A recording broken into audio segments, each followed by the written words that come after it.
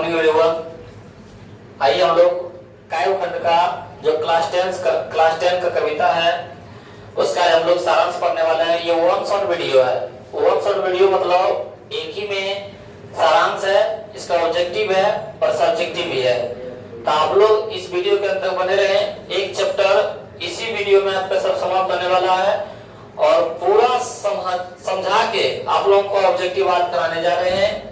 तो हम लोग देखते हैं गुरु नानक का परिचय कि गुरु नानक जी जो हैं वो क्या उनका मतलब परिचय है। तो हम लोग पहले देख रहे हैं इसका कि गुरु नानक का जन्म कहाँ हुआ था, कब हुआ था। तो गुरु नानक जी का जन्म 1469 ईस्वी में हुआ था। कब हुआ था? 1469 ईस्वी में। तो वही बोल रहा है कि गुरु नानक का जन्म 1469 ईस्वी में। फिर बोला इनका मृत्यु कब हुआ था। तो 1469 में जन्म हुआ था, इनका मृत्यु 1539 ईस्वी में हुआ था। तो जो गुरु नानक जी थे इनका जन्म कब हुआ था? तो 1469 ईस्वी में और इनका मृत्यु 1539 ईस्वी में। बाह गुरु जी थे। क्या थे? बाह गुरु जी थे। और बोल रहे हैं कि इनका जन्म स्थान, गुरु नानक जी का जो जन्म स्थान है तो वो जिला लाहौर के तलवंडी में, जो अभी कहाँ पड़ता है? पाकिस्तान में पड़ता है। तो वो देखा कि गुरु नानक के जी का जन्म स्थान कहाँ है? तो तलवंडी में। किस जिला में? लाहौर के। और वो अभी कहाँ पड़ता है? तो पाकिस्तान में। वो उनके पिताजी के नाम कालू चंद खत्री। गुरु नानक जी का पिताजी के नाम क्या है? कालू चंद खत्री। और माता के नाम तृप्ता। तो बोल देगा कि गुरु नानक के जन्म कब हुआ था? तो 1469 ईस्वी में। इनका निधन मृत्यु कब हुआ था? 1539 ईस्वी में। इनका जन्म स्थान कहाँ है? तो जिला लाहौर के तलवंडी में, जो कहाँ पड़ता है? पाकिस्तान में पड़ता है। इनके पिताजी के नाम क्या था? तो कालू चंद खत्री। इनके माता के क्या नाम है? तो तृप्ता। और इनके पत्नी के नाम क्या है? तो सुलक्षणी। क्या है? इनकी पत्नी के नाम क्या है? तो सुलक्षणी। और आगे बताया जा रहा है कि सिखों के पहला गुरु नानक है। जो सिख धर्म के लोग हैं तो सिख धर्म में 10 गुरु थे, जिसमें पहला गुरु कौन थे? गुरु नानक। पहला गुरु कौन थे? तो बोल देगा सिखों के पहला गुरु कौन है? गुरु नानक। और 10वें गुरु गोविंद सिंह। 10वें गुरु कौन थे? गुरु गोविंद सिंह। जो इनका जन्म स्थान कहाँ है? पटना। इनके नाम पे गुरुद्वारा भी है, जन्म स्थान पे गुरुद्वारा। तो वही बोल रहे हैं कि सिखों के पहला गुरु नानक और 10वां गुरु गोविंद सिंह। और बोल रहे हैं कि गुरु नानक की रचनाओं का संग्रह सिखों के 5वें गुरु। ये जो गुरु नानक जी हैं, ये गुरु नानक जी के जो संग्रह है रचनाओं का, जो रचना रचे थे उसका संग्रह किसने किया था? तो 5वें गुरु अर्जुन देव ने। सिख के जो 5वें गुरु थे अर्जुन देव जी, वो क्या किए थे कि जो गुरु नानक जी इनके रचना किए थे ने, कोई भी कविता या तो कहानी के रचना किए थे तो उनको संग्रह किए थे। कौन? तो सिखों के 5वें गुरु अर्जुन देव ने। कब किया था? 1604 ईस्वी में। जो मतलब उस ग्रंथ का नाम क्या रखा? गुरु ग्रंथ साहिब के नाम से प्रसिद्ध हुआ। तो जो गुरु नानक का रचनाओं का संग्रह किया है वो किस ग्रंथ से नाम मतलब प्रसिद्ध है? तो गुरु ग्रंथ साहिब। क्या है? गुरु ग्रंथ साहिब से नाम से प्रसिद्ध है। वो किसने संग्रह किया है? तो सिखों के 5वें गुरु अर्जुन देव ने। कब किया है? तो 1604 ईस्वी में। तो ये इतना आप लोग याद रखिएगा कि मतलब सिखों के पहले गुरु नानक और 10वें गुरु गोविंद सिंह, 5वें गुरु अर्जुन देव ने। और जो इनकी रचनाओं का संग्रह किया उसकी ग्रंथ का नाम है तो गुरु ग्रंथ साहिब के नाम से प्रसिद्ध है। इतना आप लोग इसका परिचय रखिएगा। उसके बाद हम लोग देखने जा रहे हैं इसका कविता में क्या है, इसके सारांश को पढ़ेंगे और देखेंगे इस कविता में इसके बारे में क्या बताया गया है। तो देखिए वो राम नाम बिनु विरथे जगी जन्मा, बहुत ही शानदार है। हम लोग सिर्फ समझने की कोशिश करेंगे। बोल देगा कि राम नाम बिनु विरथे जगी जन्मा के लेखक कौन है, कवि कौन है, रचयिता कौन है? तो हम लोग बोलेंगे गुरु नानक जी। राम नाम बिनु विरथे जगी जन्मा बोल रहा है कि इस जगत में यदि आप इस जगत में यदि आप जन्म लिए हैं और आप राम का नाम नहीं ले रहे हैं तो आप जन्म लेना इस धरती पर बेकार है, व्यर्थ है। यदि आप राम का नाम नहीं जप करते हैं तो इस जगत पे जन्म लेना क्या है, आपको बेकार है। तो वही यहाँ पे बोल रहा है, राम नाम बिनु बिरथे जगी जन्मा। इस धरती पर जन्म लेकर यदि आप राम का नाम नहीं ले रहे हैं तो आपका जन्म लेना क्या है, बेकार है। मतलब कहना यही है कि गुरु नानक जी राम भगवान के सबसे बड़े भक्त थे। उन्हीं के बारे में बोलते हैं कि यदि आप राम का नाम नहीं लेते हैं तो आपका कुछ भी संभव नहीं है, कुछ भी संभव नहीं है। बोला बिखु खावे बिखु बोले बिनु नावे निफलो मटी भरमा, पुस्तक पाठ व्याकरण बखाने संदेह क्रम निकाल करे, बिनु गुरु सत मुक्ति कहाँ प्राणी राम नाम विदु उर्जी मरे, दंड कमंडल शिखा सुती धोती तीर्थ गवनु अति भ्रमनु करे, राम नाम बिनु शांति नावे जपी हरि हरि नाम सुनी परि परि, जटा मुकुट तन भस्म लगाई बसन छोड़ी नगन तन नगन भया, जीते जी जंत जल थल यही यत जत्र तत्र तु सर्वत जिया, गुरु प्रसादी राखे ले जन के हो हरि रस नामक झोली पिया। ये गुरु नानक जी बोलते हैं और इनके बारे में पढ़ते हैं हम लोग, इनके सारांश को देखते हैं। भाई यहाँ पे बोला जा रहा था कि राम नाम में बिनु बिरथे जगी जन्मा, कि इस जगत में आप जन्म लिए हैं तो राम नाम जरूर लें, नहीं तो राम का नाम नहीं लेते हैं तो इस जगत में जन्म लेना आपका व्यर्थ है, बेकार है। बिखु खावे बिखु बोले बिनु नावे निफलु मटी भरमा, बोल रहा है कि यदि आप राम का नाम नहीं लेते हैं तो बिख ही खाते हैं, विष ही खाते हैं और बिख ही बोलते हैं। यदि आप राम का नाम नहीं लेते हैं तो जो आप भोजन करते हैं वो किसके समान हो जाता है, विष के समान हो जाता है। जो आप बोलते हैं, वाणी जो बोलते हैं वो किसके समान हो जाता है, विष के समान हो जाता है। और क्या बोल रहा है, बिनु नावे निफलु मटी भरमा, और आपका जो जीवन है वो निसफल रहेगा, किनके बिना, राम नाम के बिना। बोला निफलु, आपका जो जीवन है उसका निसफल हो जाएगा। मटी भरमा, मति मतलब होता है मति, आपका मति भ्रमित हो जाएगा, आपका मति क्या हो जाएगा, भ्रमित हो जाएगा। तो वही बोल रहा है यदि आप राम का नाम नहीं लेते हैं तो खाना भी जो खाते हैं वो भी विष के समान, जो बोलते हैं वो भी विष के समान। बोल देगा वाणी के, वाणी बोलने से कि मतलब राम नाम के बोलने से क्या मतलब वाणी हो जाता है, विष के समान हो जाता है। ना बोला बिनु नाभि निफलु मटी भरमा, और आपका शरीर क्या है, निसफल हो जाएगा, आपका मति भ्रमित हो जाएगा, किनके बिना, राम नाम के बिना। आगे बोला पुस्तक पाठ व्याकरण बखाने संदेह क्रम निकाल करे। बोल रहा है जो लोग ढोंगी बाबा है, पुस्तक करता है, पुस्तक का मतलब पाठ करता है, व्याकरण बखान करता है, पूरी पढ़ लेता है, संदेह क्रम निकाल करे, मतलब सुबह दोपहर शाम में क्या पूजा अर्चना करते हैं, ये सब ढोंगी बोल रहे हैं। कौन बोल रहे हैं, गुरु नानक जी, ये सब ढोंग है। पूजा करना है तो अपने सच्चे हृदय से करो, क्या करो, सच्चे हृदय से करो। भाई बोल रहा है कि मुंह पे राम बगल में छुरी, ऐसा मत करो।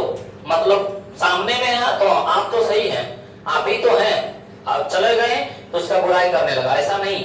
वही बोल रहे हैं कि जो पुस्तक पाठ व्याकरण बखाने, जो पुस्तक का मतलब पाठ करता है, व्याकरण बखान करता है, संदेह क्रम निकाल करे, तीनों टाइम, सुबह में हुआ पूजा अर्चना किया, दोपहर में हुआ पूजा अर्चना किया, शाम में हुआ पूजा अर्चना किया, ऐसा नहीं करना है। सच्चे हृदय से काम करो, आपका क्या है, जीवन सफल होगा।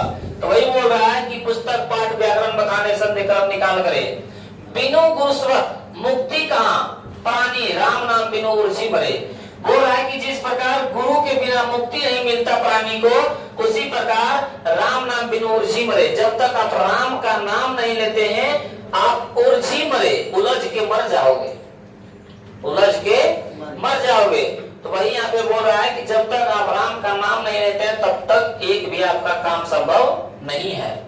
आगे बोला दंड कमंडल शिखासूत धोती तीर्थ गवनु अति भ्रमनु करे। बोल रहा है कि आज के बाबा क्या होते हैं, डंडा ले लेते हैं एगो, और एक जो पीतल वाला होता है कमंडल जैसा वो लेते हैं, जटा बना लेते हैं, एगो गेरुआ कलर का वस्त्र पहन लेते हैं, दाढ़ी बना लेते हैं और क्या भ्रमण करने लगते हैं। जाते हम तीर्थ पर अयोध्या जाएंगे, काशी जाएंगे, प्रयागराज जाएंगे, ये सब क्या है, ढोंग है। कौन बोल रहे हैं, गुरु नानक जी बोल रहे हैं, ये सब क्या है, ढोंग है। कमंडल, एक डंडा ले लेते हैं, कमंडल ले लेते हैं, शिखा, शिखा मतलब जिसको हम लोग बोलते हैं टीक, क्या बोलते हैं? टीक। बोलता है हिंदू धर्म में टीक रखना बहुत अनिवार्य है, तो वही बोला टीक। सूत, सूत मतलब क्या होता है? जो जनेऊ पहनते हैं लोग, क्या पहनते हैं? जो जनेऊ पहनते हैं। धोती, जो हम लोग धोती पहन लेते हैं। तीर्थ मतलब तीर्थ पर गमनु अति भ्रमण करे, और तीर्थ पर जाके भ्रमण करते रहते हैं कि हम ये बाबा हैं, हम ये साधु है, हम संत हैं, ये सब गुरु नानक क्या बोलते हैं? बेकार है। किनके आगे? राम नाम के आगे।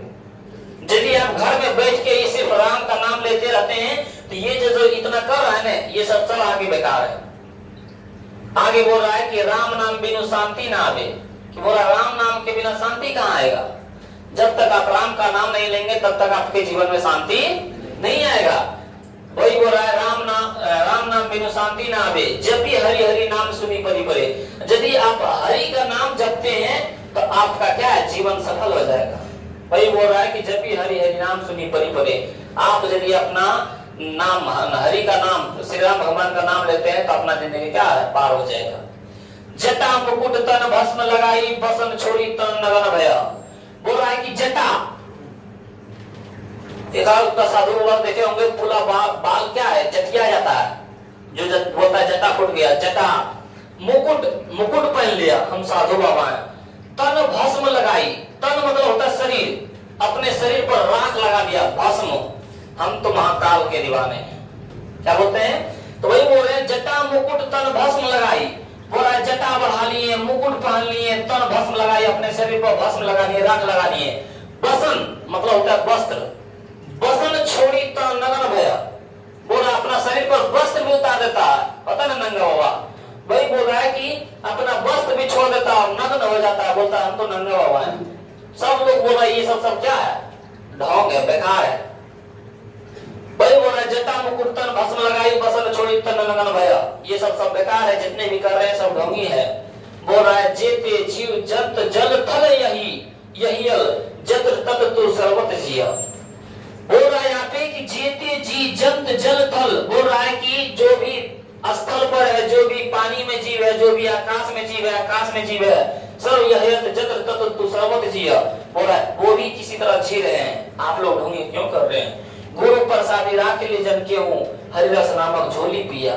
बोल रहा है जब तक आप गुरु का प्रसाद नहीं पिएंगे, हरिरस का झोली का रस नहीं पिएंगे, तब तक आप अपने जीवन में कैसे सफल होंगे? कौन कौन? जंत और जल, जल जीव, थल, थल मतलब धरती पर, जंत मतलब जो हवा में जीव है। ये सब क्या है? जब तक गुरु प्रसादी राख ले, जब तक गुरु प्रसादी राख ले क्यों? हरिरस नामक झोली पिया। जब तक हरिरस नामक झोली पिया। बोला हरिरस का मतलब भगवान का रस। हरिरस किसको बोलते हैं? हरिरस बोलते हैं जो भजन कीर्तन करने से जो आनंद मिलता है, भजन कीर्तन करने से जो आनंद मिलता है उसी को हम लोग बोलते हैं हरिरस। बोलते हैं गन्ना का जूस पीते हैं तो बोलते हैं गन्ना का रस, तो जो गन्ना का रस पीने से आनंद मिलता है उसको बोलते हैं गन्ना रस। तो जो हरि रस, हरि का भजन कीर्तन करने से जो आनंद मिलता है उसको हम लोग बोलते हैं हरि रस। तो वही बोल रहा है जब तक आप गुरु रख लिए प्रसादी, जब तक आप हरि रस का प्रसाद नहीं पिएंगे तब तक आप अपने जीवन में कैसे सफल होंगे? तो ये क्या किनका गाना था? ये गुरु नानक जी का गाना था। तो बोल देंगे कि मतलब राम नाम बिनु बिरथे जी की जन्म के लेखक कौन है, कवि कौन है? तो गुरु नानक जी। और ये एक हुआ है, इसकी एक और पंक्ति है, आगे देखते हैं इसका। जो नर दुख में दुख नहीं माने, बोला जो नर दुख में दुख नहीं माने, जो व्यक्ति दुख में दुख नहीं मानता है उन्हीं के पास ब्रह्म का निवास होता है। बोलता नहीं कि आज तुम्हारे पास संकट आ गया, दुख आ गया, तकलीफ आ गया तो चार आदमी के पास जाके प्रचारने लगते हैं, बोलने लगते हैं कि हमको ये हो गया, हमको इतना दुख है, हमको ये है। दुख आने से पहले तो आपके पास सुख था। मान लीजिए कि आपके पास आज दुख आया, दुख आने से पहले आपके पास कल तो सुख था, तो कल आप किसी के पास क्यों नहीं जाके बताएं कि हम सुखी संपन्न से जी रहे हैं? तो जब सुख में आप किसी के पास नहीं जाके बोल रहे थे तो दुख में दूसरे के पास जाके क्यों बोल रहे हैं? तो कोई दुख आपका बांटने वाला नहीं है। तो वही यहाँ पे बोल रहा है कि जो नर दुख में दुख नहीं माने, जो व्यक्ति अपना दुख में दुख नहीं मानता है, दुख है बोलता नहीं है हमको दुख नहीं है, तो उसी पर बात बताया गया है। बोला जो नर दुख में दुख नहीं माने, जो व्यक्ति दुख में दुख नहीं मानता है। और क्या बोल रहा है? सुख सने और भय नहीं जाके माटी जाने। और जो व्यक्ति सुख स्नेह अरु भय जाके कंचन माटी जाने, जो बोला कि सुख में भी सुख नहीं मानता है, स्नेह उसको प्रेम नहीं, कुछ नहीं उसको कुछ कर सकता है, अरु मतलब लड़ाई, भय मतलब डर नहीं जाके बोला जो व्यक्ति को सुख नहीं प्रभावित कर सकता है, प्यार नहीं प्रभावित कर सकता है, स्नेह अरु मतलब लड़ाई झगड़ा, भय मतलब डर, ये सब जिसको प्रभावित नहीं करता है वो कंचन माटी जाने। कंचन मतलब होता है सोना। जो व्यक्ति को सुख प्रभावित नहीं कर सकता है, स्नेह प्रभावित नहीं कर सकता है, लड़ाई झगड़ा प्रभावित नहीं कर सकता है, भय से प्रभावित नहीं कर सकता है, वो दूसरे को कंचन मतलब दूसरे को सोना को क्या समझता है? माटी, माटी के समान समझता है। किसके समान समझता है? आपके घर में क्यों नहीं सोना पड़ा हुआ है, लेकिन वो हमारे समान किसा है? माटी के समान है। और क्या बोले? नहीं निंदा नहीं स्तुति जाके लोभ मोह अभिमान। और जिस व्यक्ति को क्या नहीं प्रभावित कर सकता है? निंदा, किसी के बारे में बुराई बोल तो फलो हमारे बारे में बोल देते, निकल लठी वाले मार के मामा उठाए हुए, वो नहीं। और जिस व्यक्ति को ना तो निंदा प्रभावित कर सकता है, निंदा हमारे बारे में निंदा किया, छोड़ो निंदा करने दो, ना ही स्तुति, स्तुति मतलब बड़ाई, फलो बारे बड़ाई कर रहा है थोड़ा खातिर बोल हम जानते देवे, ये नहीं। मान लो कोई बड़ाई कर दिया, ये नहीं क्या है हमारा खातिर तो भाई है, थोड़ा खातिर तो पूरे एकदम 24 घंटा तैयारी है, ऐसा नहीं। पर जो निंदा, ना ही निंदा नहीं स्तुति, जिसको निंदा नहीं प्रभावित कर सकता है, जिसको स्तुति नहीं प्रभावित कर सकता है, जाके लोभ मोह अभिमान, और जिसमें लोभ मोह का अभिमान नहीं है, ये हमारा भाई है, ये हमारा बहन है, ये हमारा घर है, ये हमारा खेत है, ये हमारा पिता है, उसको कुछ चीज का लोभ मोह नहीं है। उन्हीं के हृदय में क्या चीज निवास करता है? ब्रह्म का निवास करता है। और बोला हर्ष शोक ते रहे नियारो ना ही मान अपमान। बोल रहा है कि हर्ष, हर्ष मतलब क्या होता है? दुख, शोक। बोला हर्ष शोक ते रहे नियारे, न तो उसको दुख प्रभावित कर सकता है, न तो उसको सुख प्रभावित कर सकता है, ना ही मान अपमान, और ना तो उसको मान होता है ना, मान देता सम्मान, नहीं तो अपमान, तो इसको कोई नहीं प्रभावित कर सकता है। और आशा मनसा सकल त्यागी के जगते रहे निराशा। आशा मनसा, आशा किसी चीज पर आशा नहीं है, किसी चीज का आशा नहीं रखना चाहिए कि हमारे पास 5 करोड़ हो जाएगा, 10 करोड़ हो जाएगा, ये हमारा हो जाएगा, वो हमारा हो जाएगा, वो नहीं। जिसके पास आशा मनसा सकल त्यागी, वो अपना पूरा कुछ त्याग चुका है, जगते रहे निराशा, और अपने जगत में सिर्फ एक ही है, हम ही है। उन्हीं के हृदय में क्या निवास करते हैं? ब्रह्म का निवास करते हैं। वही बोला काम क्रोध जे ही पासे नाही ते ही घट ब्रह्म निवासा।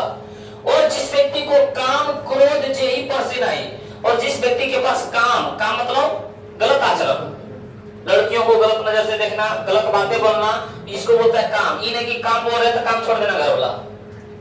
काम क्रोध, जिसको क्रोध नहीं आता है, जे ही पासे नहीं, इस सब जिसको नहीं आता है, ये सब जितना बात बोले हैं, ये सब जिसको नहीं आता है, ते ही घट ब्रह्म निवासा। उन्हीं के हृदय में क्या चीज निवास करता है? ब्रह्म का निवास करता है। तब बोलते हैं ब्रह्म का निवास किसके, ब्रह्म का निवास किसके हृदय में होता है? तो जो व्यक्ति दुख में दुख नहीं मानता है, और जो व्यक्ति सुख स्नेह अरु भय नहीं, मतलब जो व्यक्ति सुख स्नेह को प्रभावित नहीं कर सकता है, दूसरे के सोने को माटी के समान समझता है, उसको ना तो निंदा प्रभावित कर सकता है, ना तो उसको स्तुति प्रभावित कर सकता है, ना तो लोभ मोह। और बोला हर्ष वो सुख दुख में एक समान आता है, ना तो उसको किसी चीज की आशा है, वही बोल रहा है कि ना किसी चीज की आशा है, और जिसको काम क्रोध छू नहीं सकता, उसी के हृदय में क्या चीज निवास करता है? ब्रह्म का निवास करता है। आगे बोला गुरु कृपा जे ही नर पे की नीति नहीं है जुगत पिछानी। बोला कि जिस पर गुरु की कृपा हो जाती है, जिस पर गुरु की कृपा हो जाती है, वही क्या है? तीनों भुवन से पार हो सकते हैं। वही बोल रहा है कि गुरु कृपा जे ही नर पे किन्नी तीन या जुगत पिछानी। बोला वह क्या है? आगे बढ़ते हैं, सफल होते हैं। नानक लीन भयो गोविंद सो जेव पानी संग पानी। बोल रहा है नानक जी इस तरह गोविंद में, गोविंद मतलब ईश्वर में, भगवान में इस तरह लीन हो जाते हैं। किस तरह? पानी संग पानी, पानी संग पानी। एक नदी वाला पानी लाओ, एक तालाब वाला पानी लाओ, मिलाओ और पता करो कि कौन तालाब है कौन नदी वाला, पता चलेगा।